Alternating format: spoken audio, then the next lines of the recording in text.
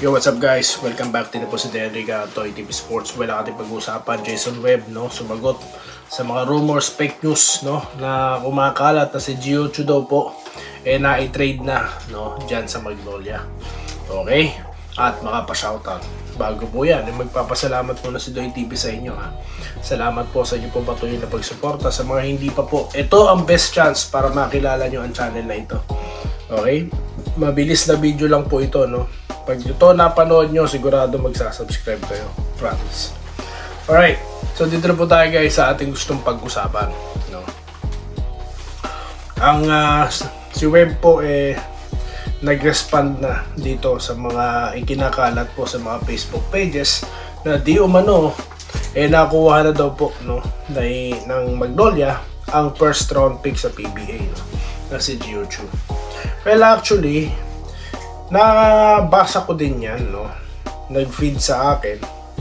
Hindi ko pinanood. Or binasa. Kasi nga, alam ko namang basura yung content na yun, no? Alam ko naman na walang katotohanan yun, no? Tapos nagulat ako, itong report po ng Spin, no? Pinabulaanan daw ito ni Webb. Ha? Ibig sabihin may naniwala po pala talaga, no? Sa mga basurang content na yan. So, ayun. Sigurado po yung mga followers ng channel na ito, no, alam din nila, no, na yung mga ganun, hindi kailangang pansinin. Unang-una, yung pangalan pa lang ng page, hindi naman siya news outlet, di po ba? So, walang credibility yun. Okay. Tsaka sa dami po ng kalokohan na lumalabas ngayon sa Facebook, no, ang kukorni po ng iba, di po talaga ako nagpapatul doon. Kaya nagulat ako, pinabulaanan nga ito ni Webb, no? Okay, so hindi totoo. Alright? Ang dahilan niya pa, wala naman daw silang i-trade na materialista. Natawa ako.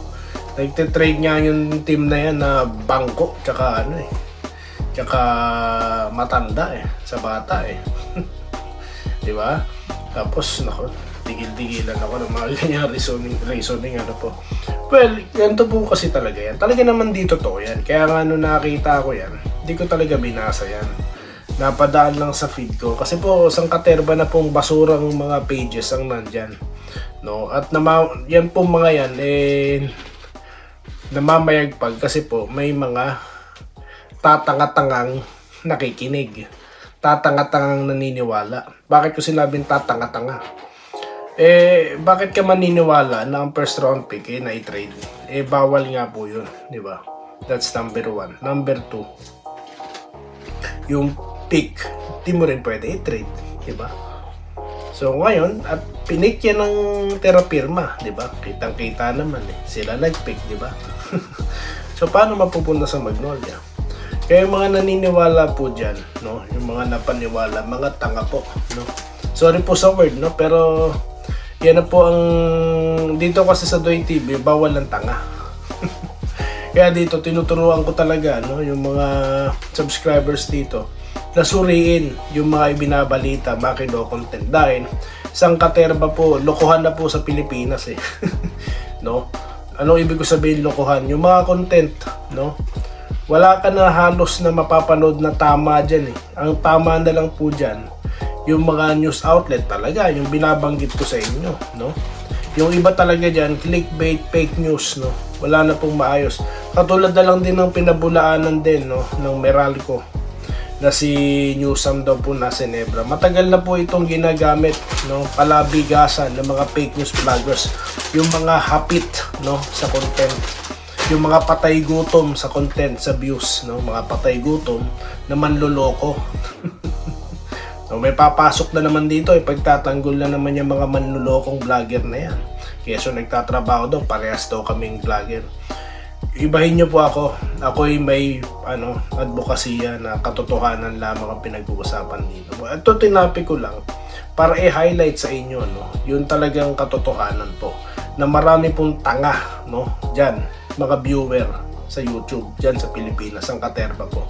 Kaya namamayagpag po ang mga walang kwentang vlogs, walang kwentang channel, mga walang muka, dahil isang katerba po ang tatanga-tanga, no? Kaya dito sa Doy TV Sports, bawal ang tanga, no? Okay. Kaya mga viewers po dito, pansinin nyo, alam na alam nila ang totoo sa hindi. Di po ba? Shoutout po tayo guys, no? Na high blood si Doy. So yun po anong tawag mo doon? Matalino, napaniwala ka nun, anong tawag sa'yo? Matalino ka.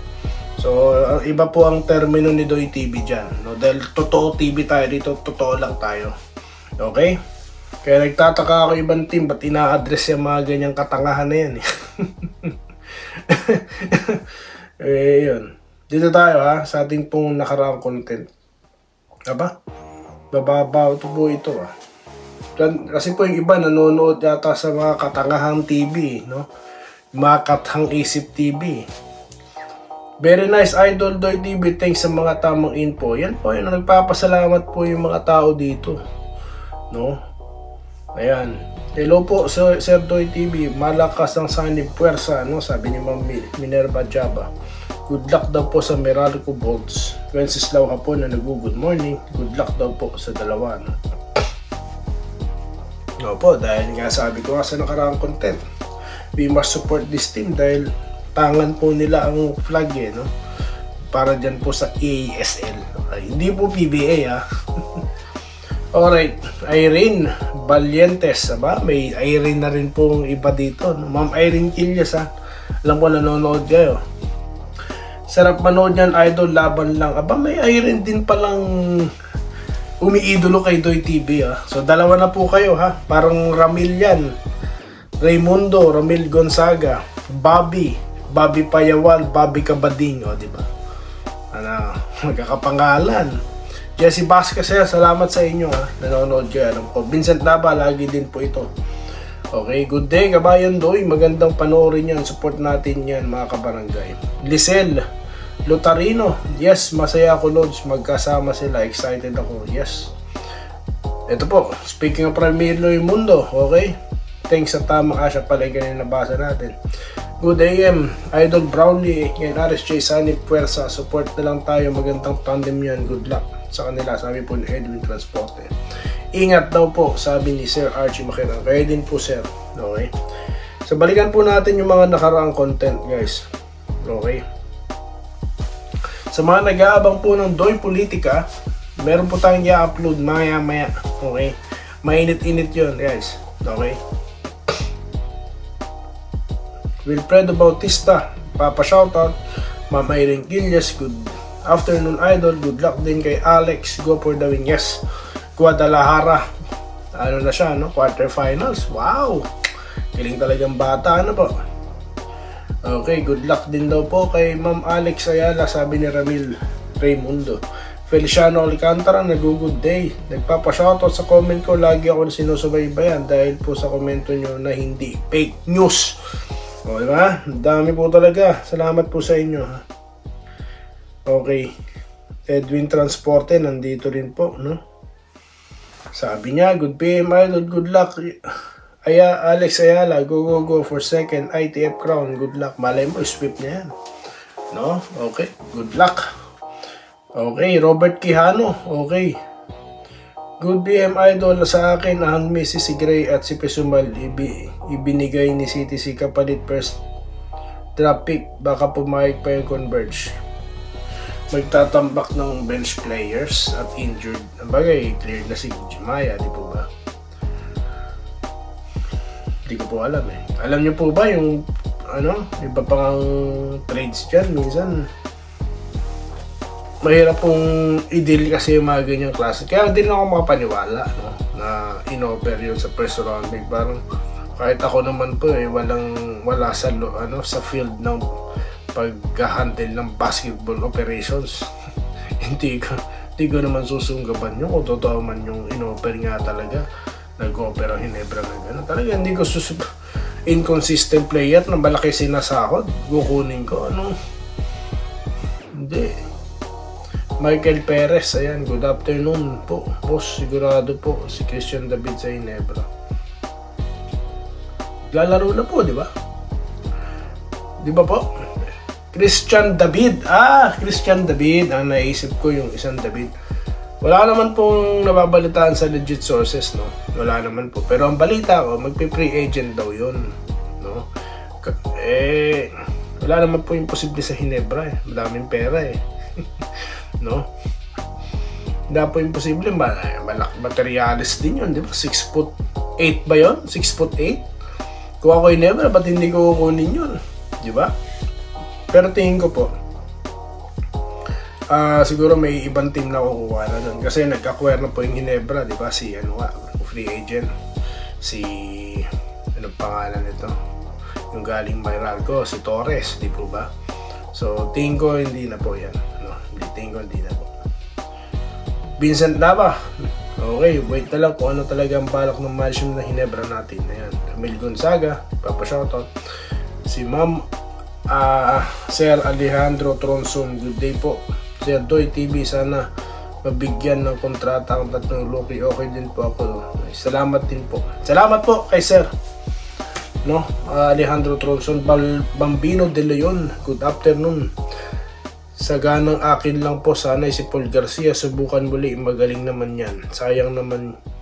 Yun lang po, Idol Doy TV. Salamat po sa inyo. Okay, Bon Ryan Cantor, salamat po. Alex for the win daw. Sino kaya amuse na Ginebra? Ay, gandang tanong to sa Rachi. Pag-usapan natin yan sa separate content, guys. Promise, pag-usapan natin yan sa Rachi. Salamat ha. Binigyan nyo ako ng, Attorney Bautista. Nagpapa-shoutout, okay? Ito po, Bong Duran. Pwede ka makasabay sa, ano po to? Team Bong Laurel. Ano po to sir? Paayos po ng sulat para ano po. Mahusay naman daw po si Sigala, nagbago ang laro niya. Pagdating sa Ginebra, binago ng coach. Okay. Pwede. No, baka di siya makasabay sa style ng Ginebra. Ano po? Wag na politics, Idol. Total, malapit na rin ang PBA. Irene Kilis. Opo. Sinasamahan ko lang po, no? Wilfredo Bautista, shoutout po. Feliciano Alcantara. Idol, expectation ko po sa Pure Blends po ay under pag may-ari ng SMC. Nako po, huwag naman sana. Okay, Robert Kebiab, shoutout po. Bene Olan, kahit wala kapalit, bitawan na yan. Grabe naman po. No? Alright, so yan po ang ating mga napag-usapan, guys, no? At maraming salamat sa inyong panonood at magkikita-kita po tayo sa susunod na video content dito lamang po sa Denriga Doy TV Sports. Muli, maraming salamat sa patuloy na panonood. Salamat po sa panonood. Subscribe na para sa mga susunod na basketball at boxing videos.